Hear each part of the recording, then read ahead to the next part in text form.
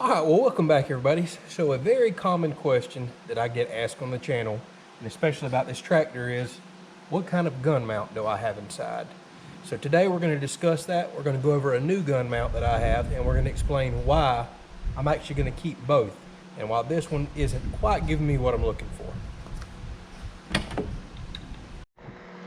All right, so here is the mount that I use. It is a Copeland or Copeland, I don't know how you pronounce it, ATV handlebar mount.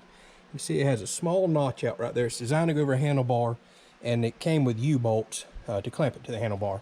I got to look and I was like, there's a nice flat spot right here where I can just screw this straight into the plastic fender cover, and it works great. It even came with a little strap that I'd never put on to keep this from falling forward, but this holds so well in here, I have never once had it pop out, even going over some extremely rough terrain.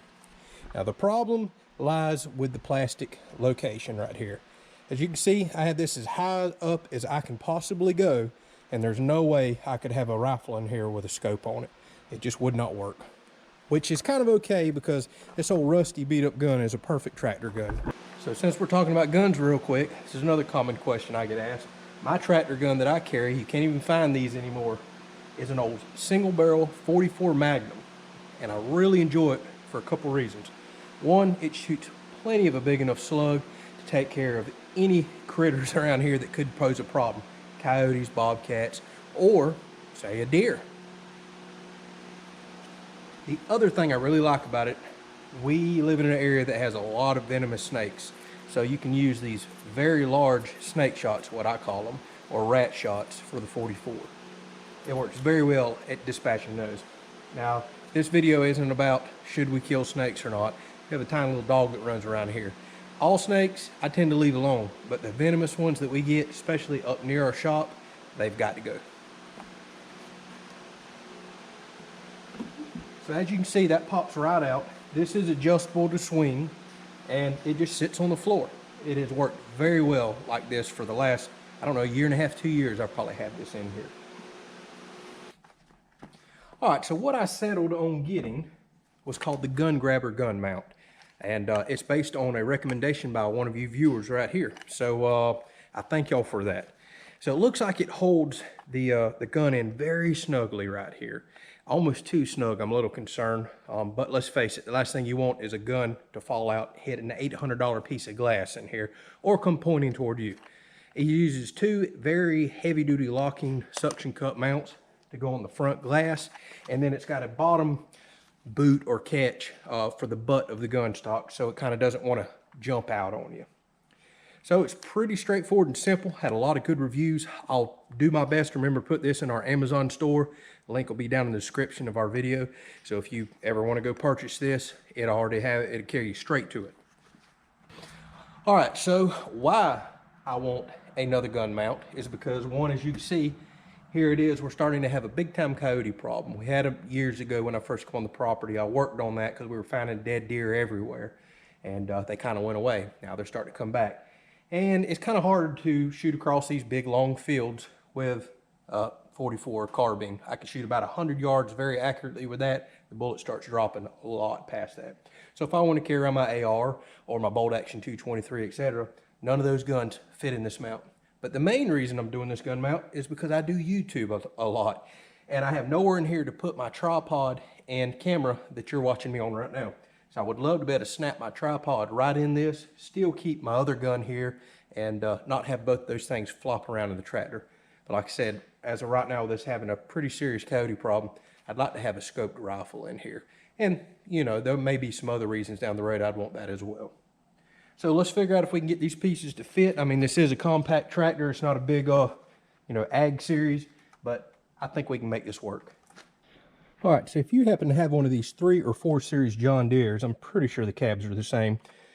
Be careful before you get a drill in this bottom piece in, because look at all the wiring that's run right there. And it just so happens, if I were to try to screw this in, this screw hole is going to go straight through all that wiring, and you've got a very expensive repair on hand.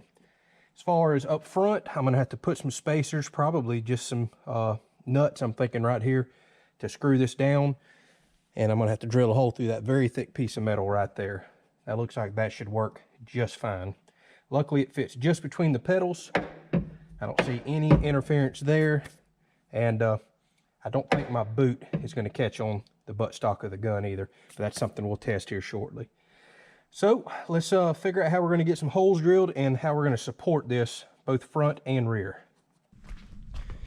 All right, I'm going to try to show you all what I did best I can. The screws that come with this are just too short due to the amount of spacing here. So again, I lifted this up, cut a wire tie that was right here so I could pull this up out of the way. And I actually put that piece right where I needed it.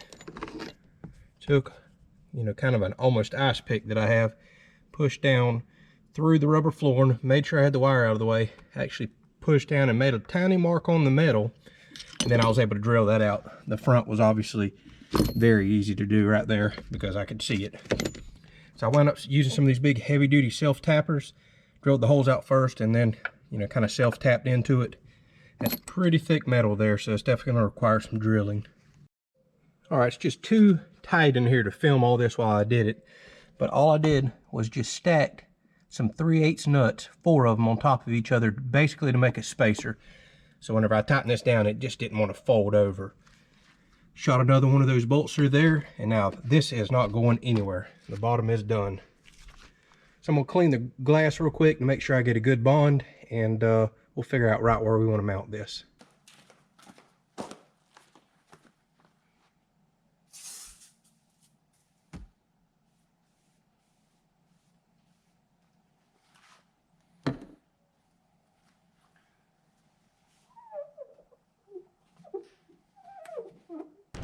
All right, well, as y'all can see, it's the next day. Kind of run out of camera light yesterday. Figured I'd get out here in the sunlight so you can see inside this tractor. So my original gun, just iron sights, no scope, snaps in there and fits just fine. Now, yes, the top is very snug as I figured, but nowhere near the glass. I'm gonna grab a few more guns that will probably be common choices to put in the tractor, and we'll see how they'll fit. All right, now I would imagine a scoped rifle will probably be a very common choice for the tractor. So this is just your standard bolt action Deere rifle is what I call it. And I actually have a very large scope on this, 50mm objective, 30mm tube, and very high turrets. So chances are you'll have something that's not even as bulky as this is.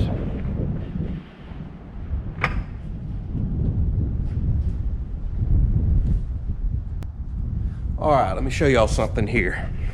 So if you put the gun in this direction, those turrets are just about to touch the glass. It barely does clear. However, I've got the gun as far forward as it could possibly go. So if the gun were to slide back and hit a bad bump, the scope would make contact. Now again, a scope with smaller turrets, this might not be a problem. So you've got 2 to 3 options I can see here. One, you could actually put a zip tie all the way around and up top and zip tie it very tight to make a backstop for the gun so it couldn't slide back any further in that groove. The other thing you could do is move this further forward. However, I'd be a bit concerned about that hitting my boots. That's something we'll test right now. And then a third option would be to spin the rifle completely around. Let's try that before we jump in the tractor.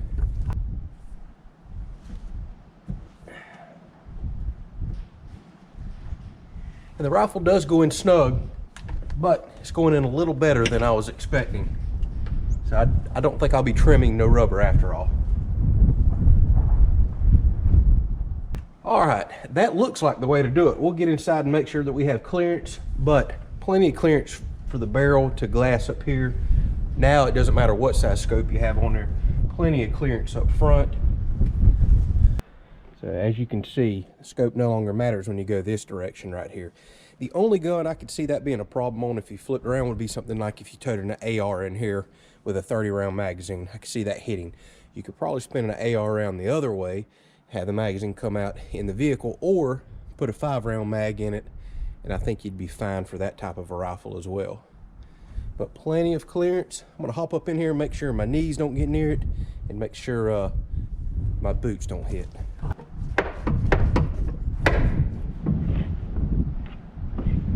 Absolutely no problem whatsoever. My boots don't even come close to hitting it right there for the forward or reverse pedals. My knee has a foot of clearance before I'm ever near the scope. I don't see operating the joystick ever becoming a problem. So that's absolutely the way to put a scope rifle in here. Flip it around and have the scope towards you. It's snug, but comes out relatively easy. Definitely goes in a lot harder, but I don't think I'm going to trim or do anything just yet. That's probably going to break in with time, especially if you leave a rifle in here and it kind of compresses the rubber. But like I said earlier, let's face it, you'd much rather have a rifle snug than a barrel flipping out at you or busting your side door. That fits really, really well.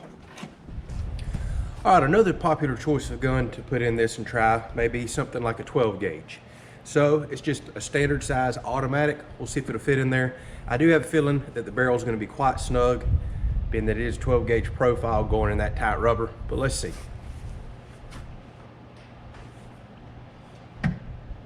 All right, due to the length of the barrel, I'm definitely gonna have to move that suction cup mount up if you want to use a shotgun. Snug to get in there, but fit just fine. There is one issue I can see, at least for the John Deere tractors. So as you can see, fit in there, no issues whatsoever. Very snug, don't have to worry about that coming out, but it does interfere with your rear view mirror. Doesn't hit it, but you know, I could see that it'd be right in it if you use that rear view mirror a lot. And that's only going to be an issue, obviously, on a 3 or 4 series John Deere. All the other tractors may have rear view mirrors somewhere completely different. But overall, that fits very well. I see no interference with the operator. I see no issue with this at all, but figured I'd try it since I'm showing guns off that may be popular choices for the tractor. But something like a 22 Magnum, I can see being another very popular choice to ride around in the tractor.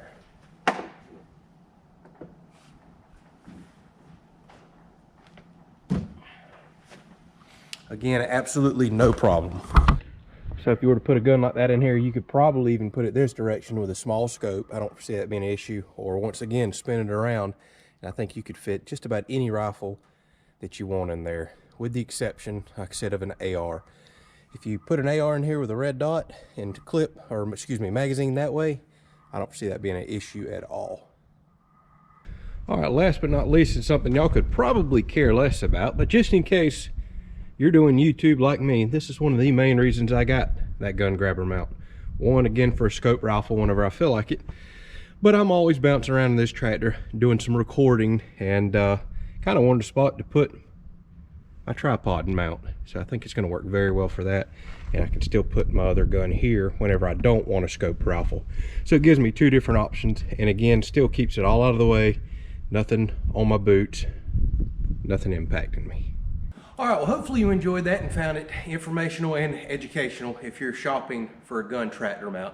I think it's an excellent choice the more I get to looking at it. Now, if you haven't subscribed to the channel, I suggest you do that, because I'm always doing food plots, mowing around the property, brush clearing, chipping, etc. So, especially once springtime gets here, this tractor's going to get a lot of use. I'll be doing a lot of bouncing around. So if this gun grabber comes loose for any reason, always report that out on the channel if I have issues with any of the products or equipment that I use. So I'll keep you up to date on that. So we'll give it a real world test here coming up. Again, if you're interested in this product, we'd appreciate the support. We have an Amazon affiliate link down in the description. Doesn't cost you a dime extra. It gives a small fraction of a percentage to the channel to kind of help us keep getting camera equipment, ordering products like this, and showing them off. So hopefully you enjoyed that. We'd appreciate the support if you do decide to purchase it, to go down and use that link. So, man, it's chilly out here. I think I'm going to wrap this video up. If y'all have any other questions about certain types of guns, I don't have many, but looking at this, I literally think you can fit everything from an AR to a big scope deer rifle, just depending on which direction you flip the gun around. I don't think you have any issues whatsoever, at least in the John Deere 3 or 4 series. Some of these other tractors may have even more or less room. You'll kind of have to go out there and eyeball that. But overall, I think these cabs are pretty small, so most other tractor cabs should be a little bit larger. So thank y'all so much for watching. We'll catch you on the next video. Don't forget to drop a comment down there if you have any questions about anything that you see.